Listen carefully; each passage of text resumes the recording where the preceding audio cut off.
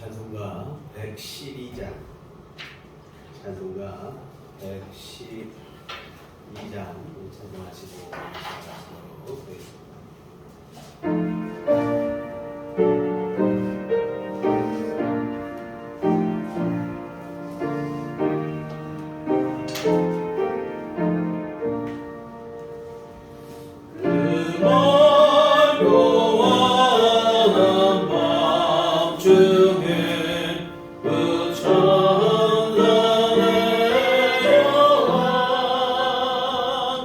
그 손에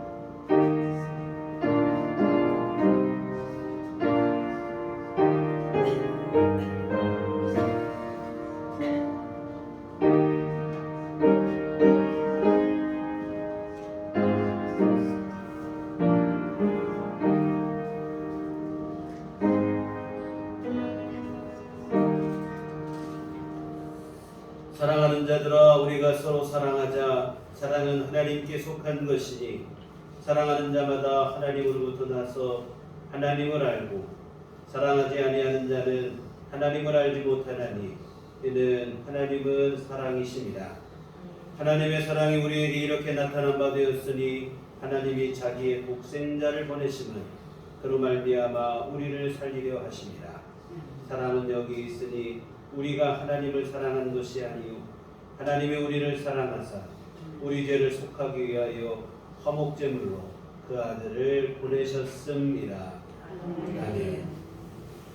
자, 자리에 들어가셔서 찬송가 25장 25장 찬송하시겠습니다.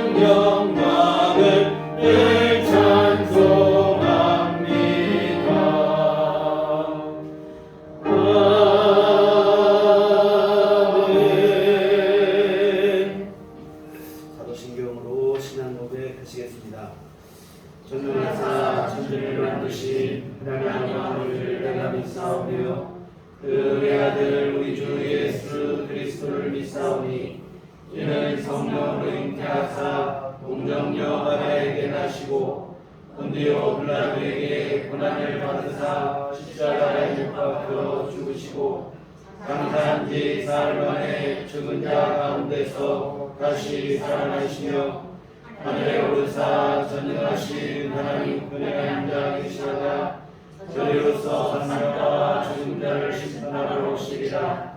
성령을 믿사오며 거룩한 공예와 성도가 서로 교통하는 것과 죄를 사하여 주시는 것과 몸이 다시 사는 것과 영원히 사는 것을 믿사옵나이다. 아멘. 성시교독은 부르는 116번입니다. 부르는 116번 구주강림 두 번째 주 말씀 교독하시도록 하겠습니다. 이새의 줄기에서 한 싹이 나며 그 뿌리에서 한 가지가 나서 결실할 것이요 그의 위에 여호와의 영 곧 지혜와 총명의 영이요 모략과 재능의 영이요 지식과 여호와를 경외하는 영이 강림하시리니 그가 여호와를 경외함으로 즐거움을 삼을 것이며 그의 눈에 보이는 대로 심판하지 아니하며 그의 귀에 들리는 대로 판단하지 아니하며 공의로 가난한 자를 심판하며 정직으로 세상에 겸손한 자를 판단할 것이며 그의 입의 막대기로 세상을 치며 그의 입술의 기운으로 악인을 죽일 것이며 공의로 그의 허리띠를 삼으며 성실로 그의 몸의 띠를 삼으리라. 그때 이리가 어린 양과 함께 살며 표범이 어린 염소와 함께 누우며 송아지와 어린 사자와 살찐 짐승이 함께 있어 어린 아이에게 끌리며 암소와 곰이 함께 먹으며 그것들의 새끼가 함께 엎드리며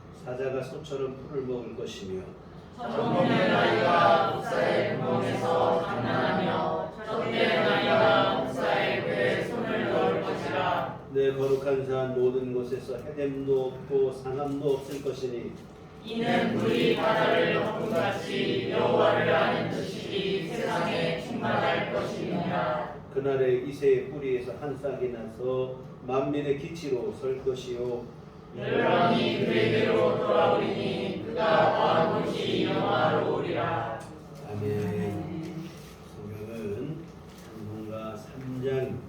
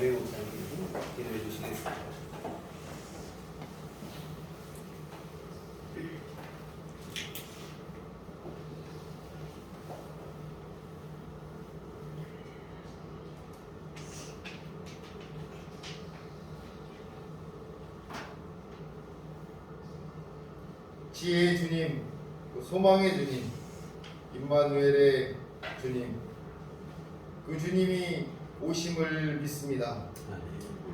어둡고 탁한 세상을 향해 내려오실 주님을 간절히 기다립니다. 우리들에게 친히 구원의 주님으로 평화와 사랑의 주님으로 오실 주님을 믿습니다. 이 어둡고 탁한 세상은 무엇을 쫓는지 초점을 잃어버리고 혼돈에 빠져들어 방향을 잃어가고 있고 또 어느 한 곳 성 한 곳 없는 상처투성이인 세상에 구원의 빛으로 오실 주님께 진심으로 감사와 영광을 돌립니다. 아직도 우리는 하늘 영광 버리고 이 땅에 오실 주님을 믿지 못했고 또 어두운 세상에 빠져 헤매이고 있고 방황하고 있음을 고백합니다. 구원의 주님, 모든 것 내려놓고 이 세상에 빛으로 오실 주님께서 우리의 모든 죄를 사하여 주시고 그 구원의 빛을 쫓아 살아가는 삶으로 변화되어지는 우리 모두가 되게 하여 주시옵소서. 주님의 빛값과 주님을 향한 구원의 간절함으로 세우신 우리들 교회와 또 모든 성도들 한 심령을 향해 기도합니다. 주님의 몸된 교회가 건강하게 성장하게 하여 주시옵소서. 또 목사님을 통해 내려주시는 말씀 안에서 살아 역사하시는 주님을 만날 수 있게 은총을 덧입혀 주시옵소서. 그리고 그 말씀에 순종하게 하여 주시옵소서. 하나님의 뜻에 절대적인 순종의 도를 보여주신 주님의 뜻을 쫓아 살아가는 삶이 빛의 자녀로의 삶임을 깨달아 어둡고 탁한 이 세상에서 기쁨을 누리게 하여 주시옵소서. 주님의 말씀에 순종하는 주님의 자녀들이 우리들 교회의 자긍심이 되게 하시고 건강하고 화평한 자녀들의 모습이 우리들 교회의 모습이 되게 하여 주셔서 성령의 인치심으로 육신의 강건함뿐만 아니라 우리 모든 가정의 행복과 또 다니는 직장의 즐거움과 자녀들의 바르게 성장함과 한편으로 있는 주머니의 빈곤보다 더한 행복이 우리들 교회를 통해 넘쳐나게 하여 주시옵소서. 아멘. 주님의 오심을 통한 은총을 아는 건강한 우리들 교회와 성도들이 되게 하여 주시옵소서. 주님을 믿고 바라고 순종함으로 건강하고 순종의 믿음이 가득한 교회와 성도들이 되게 하시는 복을 허락하여 주시옵소서. 이 나라와 이 민족 그리고 9월의 간절함을 기다리는 세상의 모든 백성들도 9월의 주님을 간절히 기다리고 있을 줄 믿습니다. 오랜 시간 이어온 코로나 팬데믹으로 인해 부절과 불신의 늪으로 빠져들고 있는 마음들, 또 약하디 약해진 여린 신령들을 속이는 양심 없는 행동들, 또 나만 아니면 된다는 안일한 생각과 쓰러져 있고 고통 속에 있는 이들을 외면하고자 하는 비양심적인 강한 자라고 하는 어이없는 행태들, 이 땅에 평화로우실 주님으로 인해 모든 사단적인 것과 행동들이 사랑과 자비로 가득한 것으로 변하게 하여 주시옵소서. 아멘. 모든 살아있는 생명들에게 웃을 수 있는 미미한 힘이라도 허락하시는 주님의 오실 날이 되게 하여 주시옵소서. 그 어떤 해보다 가장 힘들었고 가장 두려웠을 한 해를 정리하며 기도할 때 오실 메시아로 인해 더 큰 행복과 더 큰 기쁨과 희망의 한 해를 보내고 있음을 우리 모두가 알게 하여 주시옵소서. 불신과 부절과 불평과 불만이 가득한 세상이지만 메시아 임마누엘로 오실 그리스도로 인하여 세상이 구원의 빛으로 가득하기를 원하시며 친히 이 땅에 내려오실 우리의 구원자 되시는 임마누엘 예수 그리스도의 이름으로 간절히 기도합니다. 아멘.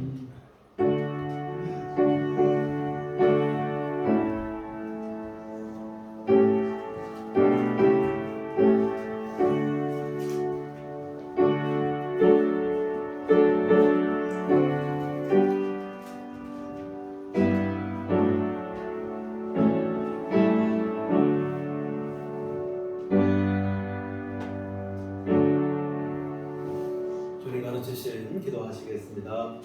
하늘에 계신 우리 아버지여, 이름이 거룩히 여김을 받으시오며 나라의 영합시며 뜻이 하늘에서 이룬 것 같이 땅에서도 이루어지리라. 오늘날 우리에게 용할 양식을 주옵시고 우리가 우리에게 죄 지은 자를 사하여 준 것 같이 우리의 죄를 사하여 주옵시고 우리를 시험에 들게 하지 마옵시고 다만 악에서 구하옵소서. 내게 나라와 권세와 영광이 아버지께 영원히 있사옵나이다. 아멘. 이 시간 우리 계신 하나님 말씀은 신약성경 요한계시록 1장 7절 말씀 한 절 말씀만 적으시도록 하겠습니다. 다 같이 한 목소리로 합독하시도록 하겠습니다. 볼지어다 그가 구름을 타고 오시리라. 각 사람의 눈이 그를 보겠고 그를 찌른 자들도 볼 것이요 땅에 있는 모든 족속이 그로 말미암아 애곡하리니 그러하리라. 아멘. 우리 주님의 은총과 평강이 교회 여러분과들 함께 하시기를 기원합니다. 아멘. 요즘은 우리가 대부분 연애 결혼을 하는데 과거에는 중매 결혼을 하는 것이 주를 이루었습니다. 중매자의 주선으로 맞선을 보고 이렇게 맞선을 볼 때는 대부분 이제 뭐 중매자가 한 자리 나가서 서로 만나게 해주고 이런 일을 했는데 간혹 그렇지 않고 당사자 두 사람만 만나는 경우들도 많이 있었습니다. 이런 경우 중매자는 미리 상대방에 대한 사전 정보를 알려주는 거예요. 사진도 전달해주고 만날 장소, 시간 그리고 그 사람이 어떤 옷차림으로 나올 것이라 뭐 이런 정보를 제공을 한다 이 말입니다. 무슨 색깔 옷 아니면 무슨 색깔의 가방, 모자 헷갈리지 않고 단번에 알아볼 수 있도록 구체적이고 정확한 정보를 줍니다. 그렇지 않고 그냥 뭐 대충 얼버무려서 애매모호하게 얘기하면 좀 곤란하죠. 푸근한 인상이다. 뭐 말끔한 옷차림으로 나올 것이다. 이러면 이거는 애매모호하죠. 이런 것은 다분히 주관적이라 이 말입니다. 사람마다 그 기준이 다 다르죠. 반드시 이처럼 서로를 만나게 해줄 때는 객관적이고 또한 분명하고 정확한 정보를 줘야 되는데 왜 이 말씀을 드리는가 하면 구약 성경이 제공하고 있는 구세주 예수님에 대한 예언이 그러했기 때문에 그렇습니다. 구체적이고 명확합니다. 애매모호한 게 없어요. 이게 무슨 뜻이냐 한참 생각을 하고 해석을 해야 고민을 해야 간신히 알 수 있는 그런 정도의 예언의 말씀이 아니라 기록된 문자 그대로 믿으면 이게 바로 예수님이구나, 이분이 바로 하나님 보내신 메시아구나 알 수 있도록 예언을 주셨다 이 말입니다. 왜 그렇게 했을까요? 그래야 헷갈리지가 않기 때문에 그렇습니다. 구세주이신 예수님을 보내시겠다는 것이 구약 성경의 가장 중요한 예언이고 약속의 말씀입니다. 그런데 구세주에 대한 사전 정보가 애매모호하거나 주관적이면 누가 메시아일지 헷갈리는 일이 발생한다 이 말이죠. 간절히 기다리죠. 기다리는데 정작 이 정보가 좀 애매모호해가지고 정작 착각하는 불상사가 발생하는 그런 일이 있다 이 말이죠. 낭패도 이런 낭패가 없죠. 성경은 다른 것은 다 몰라도 구세주 메시아에 대한 예언만큼은 헷갈리지 않고 분명하고 명확하게 기록을 하고 있습니다. 그럼 몇 가지 예를 한번 찾아보겠습니다. 이사야 7장 14절에 보면 보라 처녀가 잉태하여 아들을 낳을 것이요 그의 이름을 임마누엘이라 하리라. 요즘 막장 드라마의 필수 요소가 출생의 비밀이라고 하는데 예수님의 탄생 또한 출생의 비밀이 있습니다. 뭐냐면 성령으로 잉태되었다고 하는 것이 바로 그것인데 이 보통의 경우라면 두 남녀가 만나서 부부로 결혼해서 그 부부 사이에서 자녀가 탄생하는 게 보통이 아니라 다 그렇잖아요. 그런데 남자 없이 동정녀 마리아를 통해서 예수님께서 이 땅에 태어나신 거예요. 다 아시는 것처럼 마리아와 요셉이 약혼을 했지만 아직 결혼을 하지 않은 상태인데 그때에 성령으로 잉태되어 예수님이 탄생하시게 된다 이 말입니다. 아주 신비한 일인데 그런데 이 사실을 이사야 선지자가 이미 예수님 오시기 전 한 600년 전에 미리 예언을 하셨고 그리고 그 이사야의 예언대로 예수님은 동정녀 마리아의 몸을 통해 이 땅에 오셨습니다. 또 미가 5장 2절에 보면 베들레헴 아브라다야 너는 유다 족속 중에 작을지라도 이스라엘을 다스릴 자가 내게서 내게로 나올 것이요 그의 근본은 상고의 영원에 있느니라. 메시아이신 예수님 어디서 탄생할 것인가 탄생지에 대한 예언인데 베들레헴에서 예수님이 탄생하실 것이라고 예언을 했는데 이 또한 그대로 정확하게 성취가 되어졌습니다. 그런데 사실 예수님의 부모님은 베들레헴 사람이 아니에요.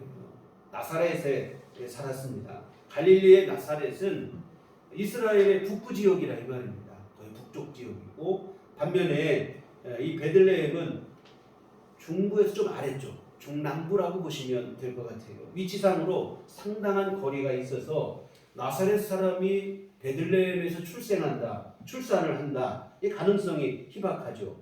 어찌 보면 예수님에 대한 예언이 어긋나는 것처럼 보인다 이 말입니다. 그런데 갑작스럽게 내려진 호적 명령 때문에 만삭의 마리아와 요셉은 살던 곳이 아니라 원래 본적지인 베들레헴을 찾아가게 되고 마침 거기에서 여러분 다 아시듯이 마구간에서 예수님을 출산하게 되어졌습니다. 미가 선지자의 예언은 사실 성취될 가능성이 희박한 예언이었는데 문자 그대로 정확하게 성취가 되어졌습니다. 또 이사야 9장 1절 2절에 보면 전에 고통받던 자들에게는 흑암이 없으리로다. 옛적에는 여호와께서 스불론 땅과 납달리 땅이 멸시를 당하게 하셨더니 후에는 해변 길과 요단 저쪽 이방의 갈릴리를 영화롭게 하셨느니라. 흑암에 행하던 백성이 큰 빛을 보고 사망의 그늘진 땅에 거주하던 자에게 빛이 비치도다. 이것은 메시아로 오실 예수님께서 주로 활동하시게 될 그 지역, 바로 갈릴리에 대한 예언이 되어지는데, 근데 이 갈릴리 지역은 전통적으로 멸시와 천대를 받던 그런 지역이었습니다. 요한복음에 보면 빌립이 예수님을 만나요. 예수님 만나더니 빌립 마음속에 야, 이분이 바로 메시아라 하는 그 확신이 들어요. 그래서 나다나엘에게 가서 뭐라고 하냐면 내가 메시아를 만났다. 그랬더니 나다나엘이 대뜸하는 말이 뭐냐면 나사렛에서 무슨 선한 것이 나겠느냐. 말도 안 되는 소리 하지 말아라. 어찌 나사렛 같은 이 비천한 동네에서 영광스러운 메시아가 나올 수 있겠느냐. 그런 일은 없다. 이처럼 나사렛이 속한 갈릴리 지역은 그 정도로 전통적으로 멸시를 받고 천대를 받던 지역이었습니다. 그런데 이 갈릴리 땅이 빛을 보게 될 것이고 영화롭게 될 것이다. 구세주이신 예수님께서 이 갈릴리를 중심으로 활동하실 것에 대한 예언이고, 실제로 예수님은 갈릴리를 주무대로 활동을 하시면서 공생의 기간 동안 사역을 감당하신 것을 우리가 알 수 있습니다. 스가랴 9장 9절에 보면 시온에 따라 크게 기뻐할지어다. 예루살렘에 따라 즐거이 부를지어다. 보라 내 왕이 내게 임하시나니 그는 공의로우시며 구원을 베푸시며 겸손하여서 나귀를 타시나니 나귀의 작은 것 곧 나귀 새끼니라. 예수님께서 십자가를 지러 예루살렘에 들어가실 때 나귀를 타고 가실 것에 대한 예언입니다. 사실 이것은 아주 그냥 세세한 예언이잖아요. 사소한 세세한 것까지도 구체적으로 예언이 되어 있고, 실제로 예수님은 예루살렘 성에 들어가실 때 어린 나귀를 타고 들어가셔서 이 예언 또한 성취가 되고, 뿐만이 아니고 성경에 보면 주님이 십자가에 달리실 때 죄인과 함께 달리실 것을, 십자가에 달린 사람은 죽음을 확인하기 위해서 다리를 분지르는 게 이게 사실은 전통인데, 다리가 꺾이지 않을 것에 대한 예언, 또한 창에 찔릴 것에 대한 예언, 은 30에 빨릴 것에 대한 예언, 예수님의 무덤이 부자의 무덤, 이 부자의 묘실에 장사 지내게 될 것 등 주님의 죽으심과 관련된 여러 예언들이 아주 세세한 것이 많이 되어 있는데, 그 예언들 또한 그대로 성취가 되었다고 하는 사실입니다. 그리고 주님의 죽으심과 관련한 가장 중요한 예언이 또 있죠. 이사야 53장 5절 6절에 보면 그가 찔림은 우리의 허물 때문이요 그가 상함은 우리의 죄악 때문이라. 그가 징계를 받음으로 우리는 평화를 누리고 그가 채찍에 맞음으로 우리는 나음을 받았도다. 우리는 다 양 같아서 그릇 행하여 각기 제 길로 갔더니 여호와께서는 우리 모두의 죄악을 그에게 담당시키셨도다.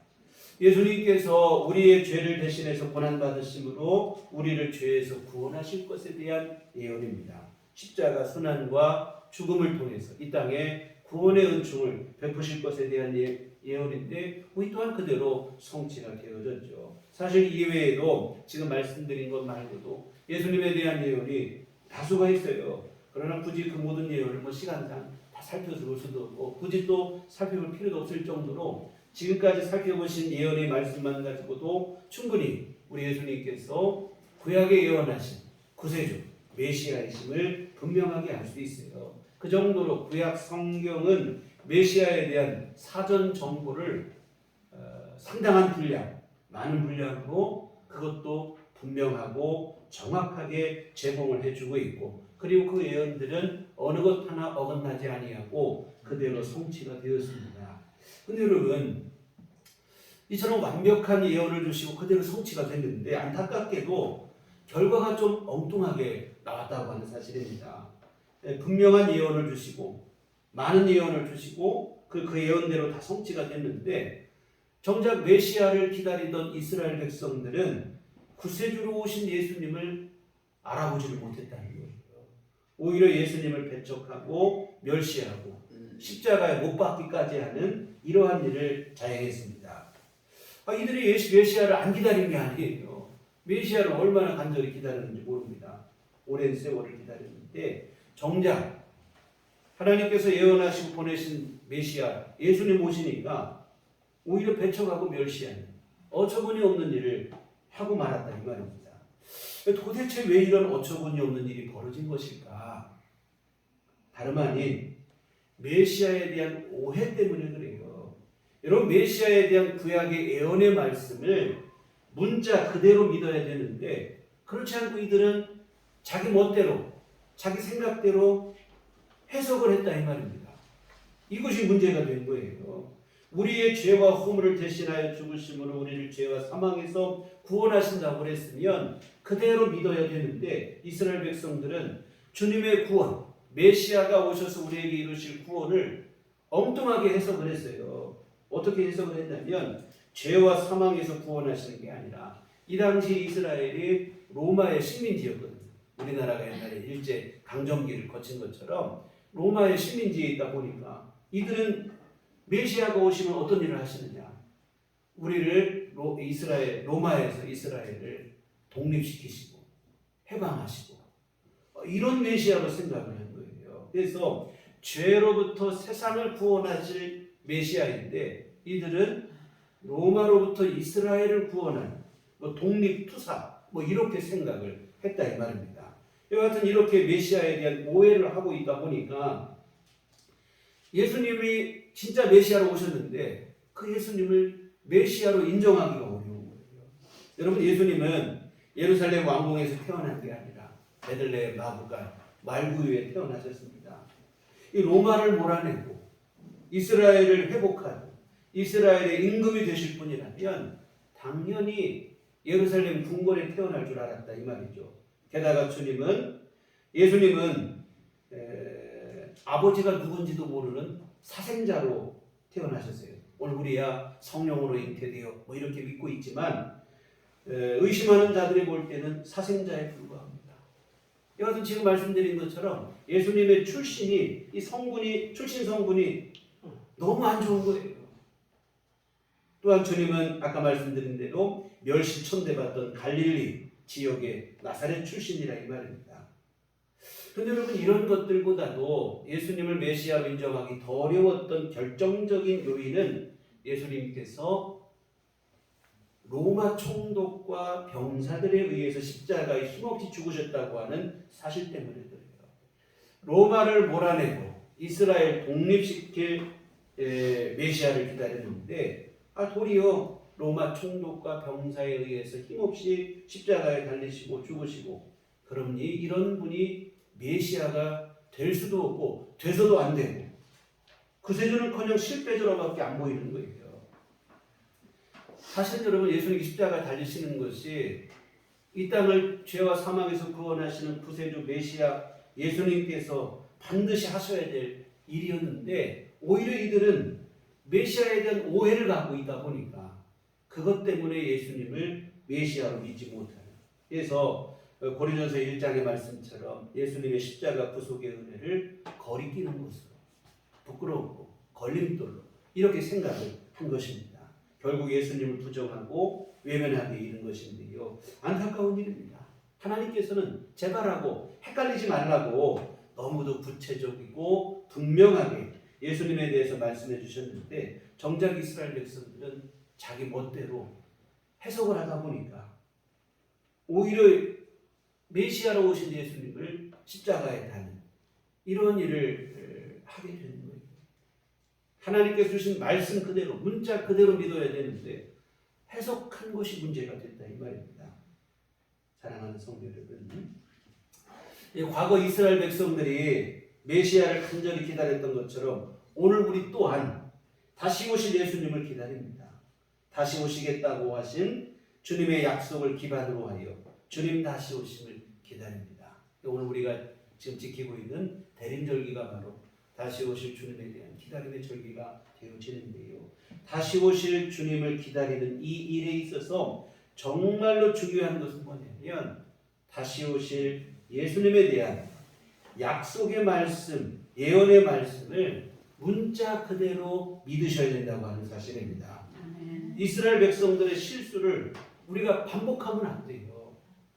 섣불리 해석을 하거나 자기 편리한 대로 아전인수해서 그렇게 하지 말아야 된다 이겁니다. 다시 오실 예수님에 대한 약속을 그대로 믿으시고 그렇게 오실 예수님을 기다리셔야 될 줄 믿습니다. 그런 측면에서 볼 때 오늘 본문은 상당히 중요한 의미가 있어요. 다시 오실 주님에 대한 중요한 정보를 제공하고 있는데 다시 한번 보시면 볼지어다 그가 구름을 타고 오시리라. 각 사람의 눈이 그를 보겠고 그를 찌른 자들도 볼 것이요 땅에 있는 모든 족속이 그로 말미암아 애곡하리니 그러하리라. 아멘. 다시 오실 주님은 첫 번째 우리 성탄 그때처럼 어머니 뱃속 마리아의 배를 통해서 어린 아기로 이 땅에 탄생하시는 게 아니에요. 다시 오실 때는 하늘로부터 내려오시겠다는 겁니다. 그것도 그냥 모습으로 오시는 게 아니라 위험 있는 심판자의 모습으로 구름을 타고 오시리라. 이렇게 예언을 하고 있습니다. 이것은 여러분 사도행전의 승천 장면을 기반으로 한 말씀인데 주님은 제자들에게 땅끝까지 이르러 주님의 증인되라. 이 말씀을 마지막 명령을 남기시고는 예수님이 하늘로 승천하십니다. 이 놀라운 강은 예수님이 갑자기 하늘로 막 올라가시니까 제자들과 모인 무리들이 주님 올라가신 하늘에서 시선을 떼지 못하는 거예요. 계속해서 하늘을 골똘히 쳐다보고 있어요. 이때 천사들이 하늘만 쳐다보고 있는 무리들을 향해서 이런 얘기를 합니다. 사도행전 1장 11절에 보면 이르되 갈릴리 사람들아 어찌하여 서서 하늘을 쳐다보느냐 너희 가운데서 하늘로 올려주신 이 예수는 하늘로 가심을 본 그대로 오시리라 하였느니라. 하늘로 올라가신 주님은 다시 오시는데 올라가신 그 모습으로 다시 오실 것이라. 주님이 다시 오실 것에 대한 약속 그리고 다시 오실 때 어떤 모습으로 오시게 될 것인지에 대한 아주 중요한 정보를 제공하고 있는 거예요. 처음 오셨을 때처럼 다시 말씀드리지만 어머니 뱃속에서 어린아기로 탄생하시는 게 아니에요. 하늘로 올라가실 때 모습 그대로 하늘로부터 구름을 타고 오시리라. 오늘 사도 요한은 오늘 본문에서 이렇게 말씀하는데 사랑하는 성도 여러분, 다시 오실 주님에 대한 이 약속의 말씀을 문자 그대로 믿어야 돼요. 메시아에 대한 구약의 예언을 문자 그대로 믿어야 됐던 것처럼 다시 오실 주님에 대한 약속의 말씀 또한 우리가 그대로 믿으셔야 돼요. 여기에 무슨 해석을 가하기 시작하면 그때부터 오해가 되는 겁니다. 진리에서 왜곡되고 벗어나고 오히려 잘못된 곳에 빠지게 되는 일들이 벌어집니다. 메시아를 간절히 기다렸지만 정작 메시아로 오신 예수님을 배척했던 이스라엘과 같은 엉뚱한 실수를 범하게 되는 거예요. 다시 오실 주님에 대한 예언의 말씀을 말씀 그대로 믿으시기를 부탁을 드립니다. 이와 같은 주님은 하늘로 올라가실 때 모습 그대로 다시 오시고 구름 타고 오시고 이 사실만 여러분이 우리가 분명히 알고 믿고 있어도 오늘날 얼마나 많은 성도들을 미혹하는 이 거짓 미혹에 미혹되지 않는다 이 말입니다. 오늘날 얼마나 많은 성도들이 거짓에 미혹되는 거예요. 말도 안 되는 사이비 이단의 주장에 수십 년 신앙생활했던 성도들마저 넘어갑니다. 근데 사실은 오늘 본문의 말씀만 분명하게 알고 있어도 이런 일은 얼마든지 예방할 수 있는 일이었다 이 말이에요. 여러분 주님 승천하신 일에 자신을 재림 예수라고 주장하는 이들이 역사상 엄청 많았어요. 지금도 계속 등장하고 있고 다른 나라까지 볼 거고 우리나라에만 해도 자기가 재림 예수라고 주장하는 사람들이 허다합니다. 한두 명이 아니라는 거예요. 여하튼 이들이 순진한 성도들을 미혹하여 사망의 나락에 떨어뜨린 그러한 일을 벌이는데 다시 말씀드리지만 오늘 본문의 말씀만 여러분 우리가 제대로 알고 있어도 그러한 것에 속일 일이 없어요. 여러분 오늘날 자기가 자칭 재림 예수라고 하는 사람 중에 구름 타고 오신 사람이 한 명도 없어요. 모두 다 어머니 뱃속에서 태어났어요. 그 사람들 따져보면 출생신고가 안 된 사람이 하나도 없어요. 그 자체로 이미 이 사람은 아무리 그 사람이 그럴듯한 주장을 하고 무슨 말을 해도 그 사람의 주장은 거시에 지나지 아니하고 그 사람은 예수님이 될 수 없는 거예요. 여러분 다른 건 다 그만두고 일단은 구름 타고 오시고 그래야 진짜 재림 예수가 될 수 있는 줄 믿습니다. 그리고 여러분 그것도 어느 한 구석에서 비밀리에 일어나면 안 되고 가로로 구름 타고 오시되 모두가 알 수 있도록 공개적으로 오셔야 된다 이 말입니다. 오늘 본문에도 보시면 각 사람의 눈이 구름 타고 다시 오시는 주님을 볼 것이라고 했어요. 심지어 그를 찌른 자들, 다시 말해 예수님의 재림을 믿지도 아니하고 오히려 비방하고 저주하는 자들도 부인할 수 없게 분명하게 알 수 있도록 오신다는 거예요. 이에 대해서는 예수님께서도 친히 말씀하셨어요. 마태복음 24장 26절 27절에 보면 그러면 사람들이 너희에게 말하되 보라 그리스도가 광야에 있다 하여도 나가지 말고 보라 골방에 있다 하여도 믿지 말라. 번개가 동편에서 나서 서편까지 번쩍임 같이 인자의 임함도 그러하리라. 예수님께서 다시 오실 때 비밀리에 오지 않는다는 거예요. 아 예수님 봐라. 아 광야에 가니 거기 메시아 다시 오신 예수님이 있더라. 아 골방에 가니 거기 예수님이 믿지 말라는 거예요. 주님 다시 오실 때는 그렇게 비밀리에 은밀하게 몇 사람만 알 수 있도록 비밀리에 오시는 게 아니라는 거예요. 번개가 번쩍이는 것 같이 모두가 알 수 있도록 모르는 게 이상할 정도로 분명하고 명확하게 공개적으로 오시겠다는 게 주님의 말씀입니다. 몇 사람끼리만 모여서 은밀하고 신비한 비밀을 알아야만 아 이분이 바로 다시 오실 예수님이구나 이렇게 알 수 있는 그런 게 아니라 이 말. 모두가 다 알 수 있도록 오신 아까 아까 우리 함께 보신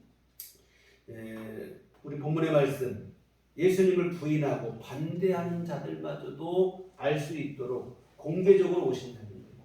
그리고 다시 오실 때는 처음 오실 때처럼 뭐 이 땅에 오래 머물면서 활동하시고 그럴 시간이 없어요.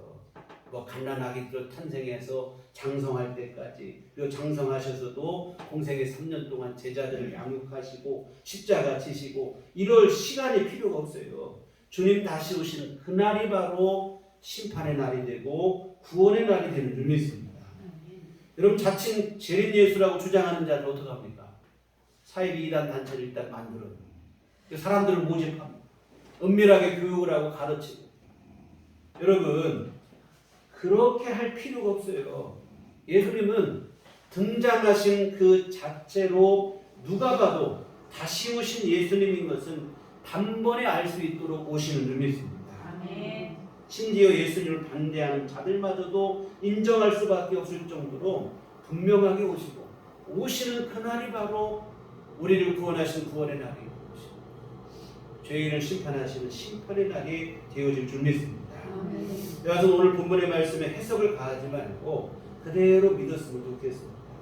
허무맹랑한 소리처럼 들릴 수도 있겠죠. 아 저기 구름 타고 하늘에서 내려오시나 이런 일을 본 적이 없잖아요. 그러나 여러분 문자 그대로 믿고 여러분 주님이 처음 오실 때도 생각해 보세요. 처녀가 잉태하여 아들을 낳을 것이다. 이게 여러분 가당키나 한 일입니다. 처녀가 어떻게 아이를 낳습니까? 말도 안 되는 일이죠. 믿어질 수 없는 일이라 이 말입니다. 근데 예수님은 정말로 이 예언의 말씀 그대로 처녀 몸을 통해 성령으로 잉태되어 이 땅에 오신 줄 믿습니다. 누가 봐도 말도 안 되는 허무맹랑한 주장 같은 예언이었지만 그대로 성취가 됐어요. 다시 오실 예수님도 마찬가지인 줄 믿습니다. 구름 타고 오시리라. 구름 타고 오는 게 상상이나 됩니다. 말도 안 되죠. 그러나 반드시 그렇게 오실 줄 믿습니다. 다시 말씀드리지만 여기에 어떤 해석을 가하면 안 돼요. 약속하신 말씀 그대로 믿으셔야 될 줄 믿습니다. 여러분 우리가 특별히 신령하고 신비한 것을 깨달아야 알 수 있는 그런 게 아니에요. 마지막 일의 날들에 대해서 분명히 신비한 것을 보고 아니라 이 말. 그냥 말씀 그대로 약속하신 말씀 그대로를 믿으시는 거예요. 요즘 신령하고 신비한 것처럼 가장하여 성도들을 미혹하는 자들이 얼마나 많습니까? 오늘 본문 같은 경우는 여러분 해석을 하면 문제가 되고 신령하고 신비한 것이 아니라 스스로 자신들이 여러 주장을 다 거짓에 지나다닌다 이 말입니다. 요즘 영적으로 혼탁한 시대가 됐습니다. 이런 때일수록 우리가 할 일은 성경의 말씀에 집중하는 일인 줄 믿습니다.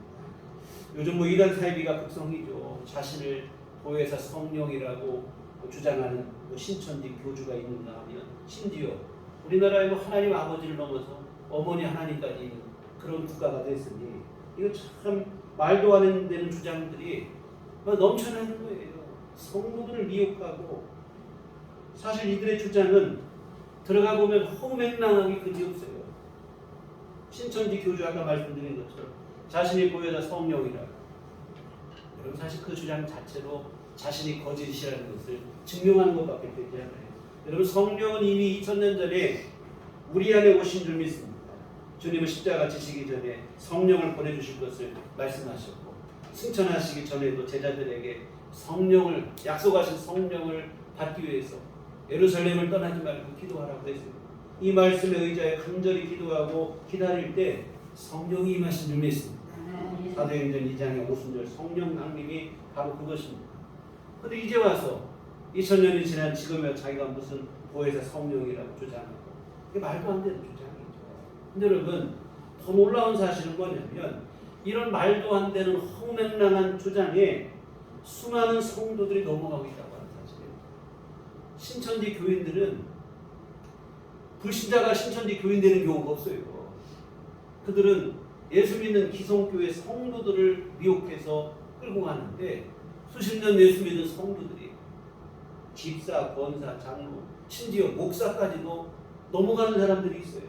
이 기가 막힐 일입니다. 왜 이런 일이 벌어지는가?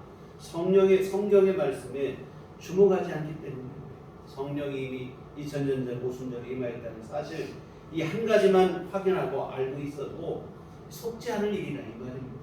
건성으로 보는 거예요. 성경 말씀은 건성으로 보고 어디 가면 신령한 거 있나? 어디 가면 신비한 거 있나?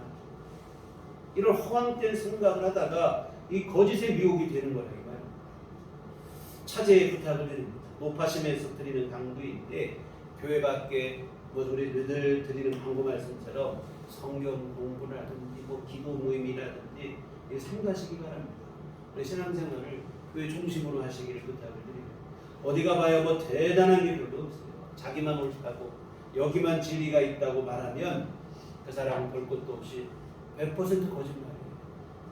여러분 교회 2000년 역사 속에서 모든 교회를 통해서 얼마나 많은 사람들이 예수 믿고 구원받고 앞으로도 오고 올 세대에도 이 교회를 통해서 구원받는 역사가 일어날 것인데 오늘 갑자기 튀어나와 자기밖에 진리가 없다 이렇게 말하면 2000년 교회 역사 속에 역사하신 성령의 역사를 부인하는 일에 지나지 않아요. 100% 거짓말이라 이 말입니다. 어디 가도 못 듣는 새로운 말씀을 자기가 주장하고 있고 당연히 못 듣죠. 그런 거짓말을 어디 듣습니까? 세상 어디에도 없는 거짓말이라 이 말입니다. 우리가 정말 여러분 교회 중심으로 신앙을 아무리 친하고 믿을 만한 사람 한 번만 가자고 부탁을 해도 여러분 그런데 절대 가시면 안 돼요. 빠져서도 안 돼요. 정말 여러분 이것이 바로 내 신앙을 지키는 길인 줄 믿습니다. 오늘 너무 거짓이 너무나 많아요. 말도 안 되는 거짓 주장들이 너무나 많이 있는데요. 정말 여러분 우리가 영적으로 이처럼 혼탁한 시대를 살아가고 있어요. 특히 다시 오실 예수님을 기다리는 일을 가지고 그 일을 빌미로 삼아 성도들을 미혹하는 일들이 만연한 시대입니다. 이럴 때일수록 더욱 우리는 진리의 말씀에 집중하셔야 될 줄 믿습니다. 우리가 여러분 오늘 본문의 말씀만 분명하게 알고 있어도 이런 거짓에 미혹될 일이 없어요. 주님은 하늘로 올려가시는 분 그대로 구름 타고 오실 줄 믿습니다.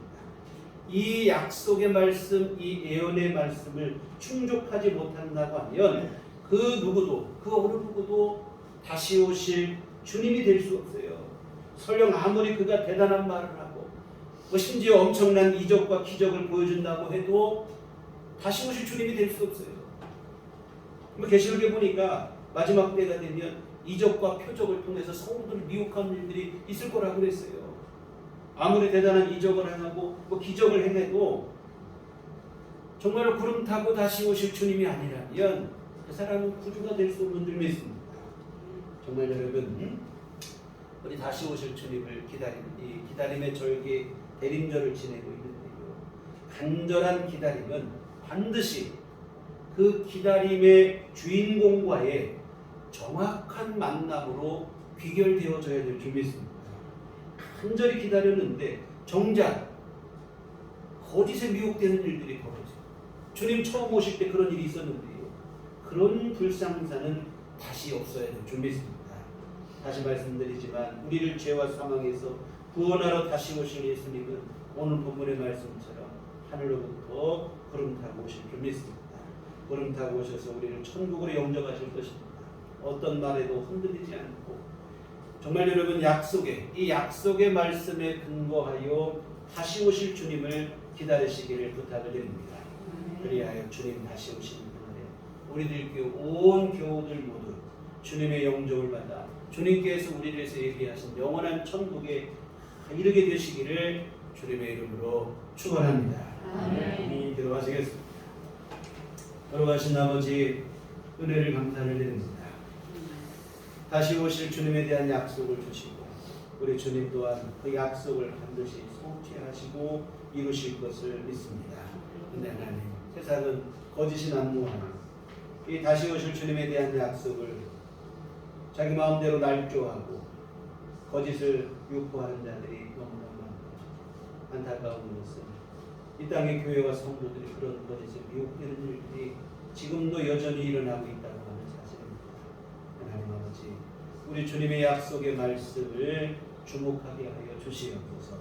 거짓에 미혹되지 않게 하여 주시옵소서. 그들의 엄청난 대단한 그러한 이적과 표적으로 제스처를 취한다 할지라도 그런 거짓에 미혹되는 일 없게 하여 주시옵시고 오직 주의 약속 말씀만 붙잡게 하여 주시옵시고 그 약속에 근거하여 우리 주님을 기다리게 하여 주시옵소서. 주님 다시 오시는 그날 우리에게 영광의 날이 되게 하여 주시옵소서. 예수님의 이름으로 기도했습니다. 아멘. 찬송가 180장 찬송하시겠습니다.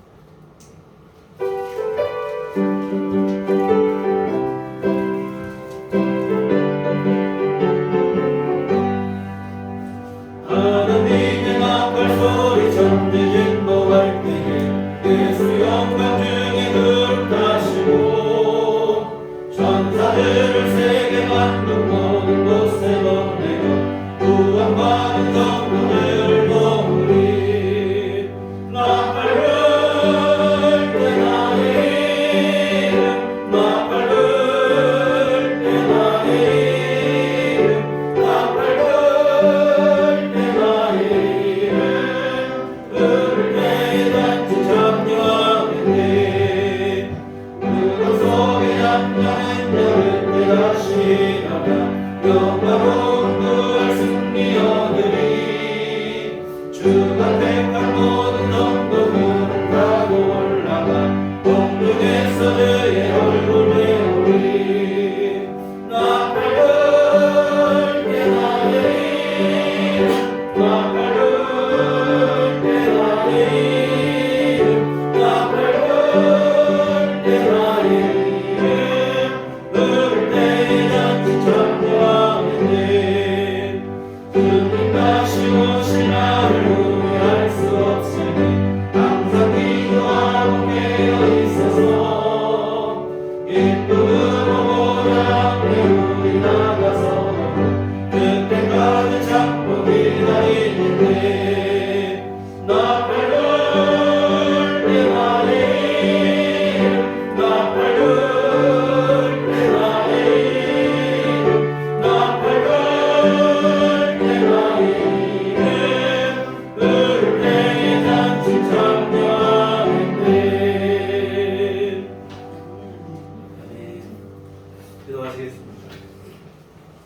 걸어가신 아버지 은혜와 사랑에 감사를 드립니다. 언제나 우리 삶 속에 동행하시며 우리를 붙드시고 인도하시고 함께 하시는 그 은혜를 감사를 드립니다. 험한 세상 살아가지만 우리를 홀로 놔두지 아니하시고 성령으로 인도하시며 때마다 일마다 우리와 동행하여 주시옵시고 사랑의 눈길로 우리를 바라봐 주시며 우리를 붙드시고 인도하시고 오늘 품어주시니 감사를 드립니다. 때로는 우리가 주를 위해서 하는 일이 많고 주님은 가만히 계신 것처럼 보일 때도 있지만 사실 우리가 하는 것보다 하나님께서 우리 안에 이루신 일이 훨씬 더 많음을 믿고 주 앞에 감사를 드립니다. 아버지 하나님께서 우리 안에 이루신 일들을 기대하며 감사를 드립니다. 이 모든 감사의 마음을 모아 주 앞에 이 헌금을 드리니 하나님 기뻐받아 주시옵소서. 하나님의 귀하신 뜻 이루도록 공개해 주시옵시고 또한 아버지 하나님 화려한 헌금들이고 몸과 마음과 시간과 정성을 바쳐 예비한 모든 심령들을 하나님 기뻐하시며 한량없는 주의 은총 베풀어 주시옵소서. 주님 다시 오시는 그날까지 믿음으로 승리하게 하여 주시옵시고 믿음의 삶을 믿음의 경주를 완주하게 하여 주시어 다시 오실 주님 기쁨으로 맞이하게 하시고 주님 나라에 이르는 모두가 될 수 있도록 주께서 은총 베풀어 주시옵소서. 하나님 또한 우리에게 은혜를 베풀어 주시되 믿음과 더불어 아버지 하나님 육신의 강건함도 주께서 허락하여 주시옵소서. 우리 주님께서 권능의 손길로 붙잡아 주시옵시고 치료하시는 여호와 하나님께서 함께하여 주시어 아버지 하나님 병마의 모든 고통하는 이들은 노임받게 하여 주시옵시고 육신이 연약한 자들은 세임 얻게 하여 주시옵시고 불편한 자들은 주님께서 활력을 허락하여 주시옵소서. 주님 안에서 건강함으로 생활할 수 있도록 주께서 도와 주시옵소서. 우리 하나님은 치료하시는 여호와라서 주께서 피묻은 손으로 친히 안수하여 주시어 육신의 연약하고 병들과 아픈 모든 것 제하여 주시옵시고 하나님의 귀하신 은혜와 도우심 안에서 건강을 회복하는 귀한 삶이 될 수 있도록 주께서 모든 이들을 만드시고 하나님 은혜를 베풀어 주시옵소서. 하나님 아버지 또한 우리 안에 주님께서 평안을 허락하여 주시옵소서. 늘 귀한 마음속에 평강을 누리고 살아가게 하여 주시옵소서. 험한 세상 살아가지만 우리 주님 때문에 하나님 아버지 때문에 담대할 수 있게 하시고 모든 일을 만나도 당당할 수 있게 하여 주시옵시고 주의 도우심 힘입어 아버지 하나님의 이루신 일들을 기대하며 믿음으로 나아가는 귀한 삶을 살아가게 하여 주시옵소서. 아버지 하나님 또한 경제적 어려운 때에 우리 하나님께서 하늘문을 여시고 우리 모든 성도들 가정마다 하나님께서 은총을 내려 주시옵소서. 가정 경제와 살림살이에 주님께서 어려움 당하지 않도록 늘 도우시는 은혜를 베풀어 주시옵시고 일용할 것들을 날마다 주께서 우리에게 허락하여 주시어서 하나님의 은총 안에 살아가는 삶이 될 수 있도록 도와주시옵소서. 아버지 하나님 새해에 대한 모든 전망들 특별히 경제적 지표에 대한 전망들이 어둡고 아버지 하나님 여러 가지 어려움을 얘기하는 데 있지만 신실하시고 언제나 함께 하시고 우리 하나님을 의지하게 하여 주시옵시고 주의 성실로 신부를 삼아 우리 살아가는 삶이 새해도 앞으로도 영원토록 주 안에서 평강을 누릴 수 있도록 하나님 은혜를 베풀어 주시옵소서. 아버지 하나님 또한 한 주간 우리 살아갈 때도 우리 주님과 늘 동행케 하여 주시옵소서. 주님 의지하게 하여 주시옵시고 하나님 붙잡는 믿음의 손길 아버지 하나님 연약해지지 않게 하여 주시옵소서. 늘 주 안에 머무는 우리 모두가 되게 하여 주시옵소서. 예수님 이름으로 기도했습니다. 아멘. 네, 교회 소식 시간입니다. 우리 서로 인사할 때 주님만 바라봅시다. 오늘은 성경을 드리는 주입니다. 다음 주는 세계 모든 교회가 공통으로 함께 지내는 성서주일 12월 첫째 주간을 성서주일입니다. 다음 주는 성서주일입니다. 새 달력, 교회 달력이 준비되어 있습니다. 가실 때 가져가시고 넉넉하게 준비되어 있으니 주변에 나눌 분이 있으면 더 가져가시고 괜찮겠습니다. 가실 때 가져가시고 아까도 말씀드렸지만 교회 밖에 집회와 성경 공부책을 하고 교회 중심으로 건강한 신앙생활 함께 이어가시기 바랍니다. 그리고 아울러 다시 한번 기부금 영수증 필요하신 분은 미리 말씀해 주시면 준비하도록 하겠습니다. 나같이 다리 세를 하셔서 우리 서로를 축복하시며 평화를 너에게 줍니다.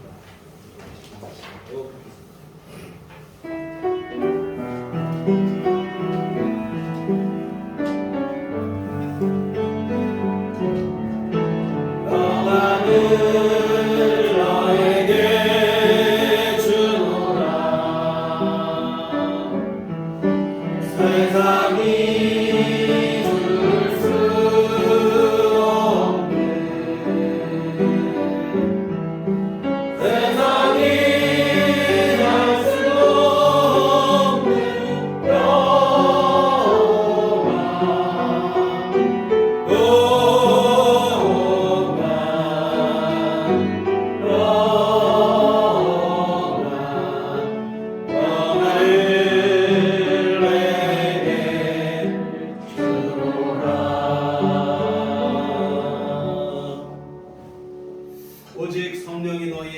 하시면 너희가 권능을 받고 예루살렘과 온 유대와 사마리아와 땅끝까지 이르러 내 증인이 되리라. 우리가 주의 증인이 되겠습니다. 이제는 우리 주 예수 그리스도의 구속의 은혜와 하나님 아버지의 크신 사랑하심과 성령님의 이르게 통역사 감화감동 충만하시니 주의 피로 세우신 우리들 교회 위에와 주님 다시 오심을 간절히 기다리며 주 앞에 서는 그날까지 믿음으로 승리하기를 소원하네. 주의 모든 자녀들의 심령 위에 지금부터 영원토록 함께 계시기를 간절히 축원하옵나이다. 아멘.